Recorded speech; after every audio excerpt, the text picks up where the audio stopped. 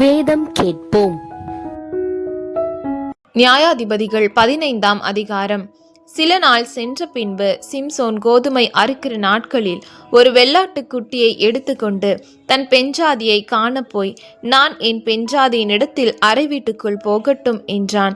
அவள் தகப்பனோ அவனை உள்ளே போக ஒட்டாமல், நீ அவளை முற்றிலும் பகைத்துவிட்டா என்று நான் எண்ணி அவளை உன் சிநேகிதனுக்கு கொடுத்து விட்டேன்.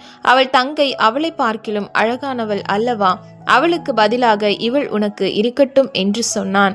அப்பொழுது சிம்சோன், நான் பெலிஸ்தருக்கு பொல்லாப்பு செய்தாலும் என்மேல் குற்றமில்லை என்று அவர்களுக்கு சொல்லி புறப்பட்டு போய் 300 நரிகளை பிடித்து பந்தங்களை எடுத்து வாளோடே வாள் சேர்த்து 2 வாள்களுக்கும் நடுவே ஒவ்வொரு பந்தத்தையும் வைத்து கட்டி பந்தங்களை கொளுத்தி பெலிஸ்தரின் வெள்ளாமையிலே அவைகளை ஓடவிட்டு கதிர்கட்டுகளையும் வெள்ளாமையையும் திராட்சை தோட்டங்களையும் ஒலிவ தோப்புகளையும் சுட்டெரித்து போட்டான்.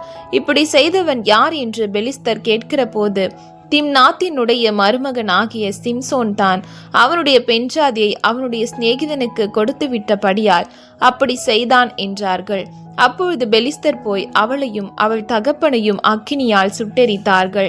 அப்பொழுது சிம்சோன் அவர்களை நோக்கி, நீங்கள் இப்படி செய்தபடியால் நான் உங்கள் கையிலே பழிவாங்கினால் ஒழிய இளைப்பாரேன் என்று சொல்லி அவர்களை சின்னா பின்னமாக சங்காரம் பண்ணி பின்பு போய் ஏத்தாம் ஊர் கண்மலை சந்திலே குடியிருந்தான். அப்பொழுது பெலிஸ்தர் போய் யூதாவிலே பாளையம் இறங்கி லேகி என்கிற வெளியிலே பரவி இருந்தார்கள்.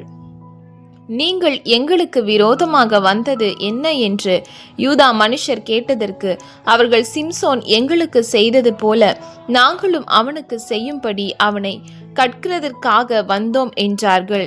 அப்பொழுது யூதாவிலே 3000 பேர் ஏத்தாம் ஊர் கண்மலை சந்திற்கு போய், பெலிஸ்தர் நம்மை ஆளுகிறார்கள் என்று தெரியாதா?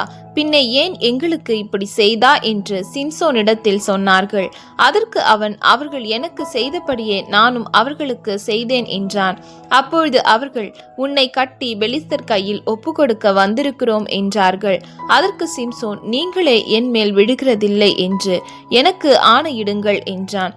அதற்கு அவர்கள், நாங்கள் உன்னை இறுக கட்டி அவர்கள் கையில் ஒப்பு கொடுப்போமே, அல்லாமல் உன்னை கொன்று போட மாட்டோம் என்று சொல்லி 2 புது கயிறினாலே அவனை கட்டி கண்மலையில் இருந்து கொண்டு போனார்கள்.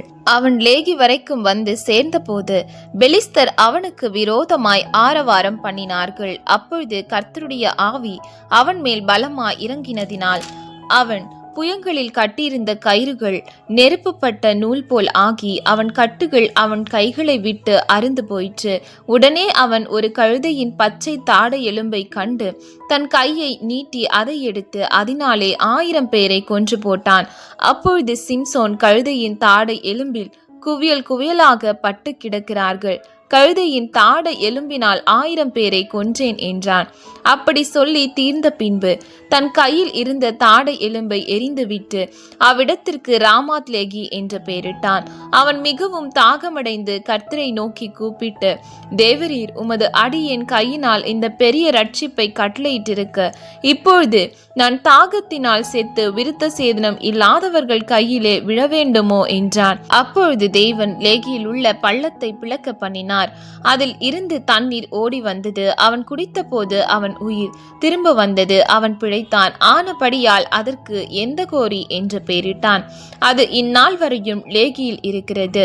அவன் பெலிஸ்தரின் நாட்களில் இஸ்ரவேலை 20 வருஷம் நியாயம் விசாரித்தான்.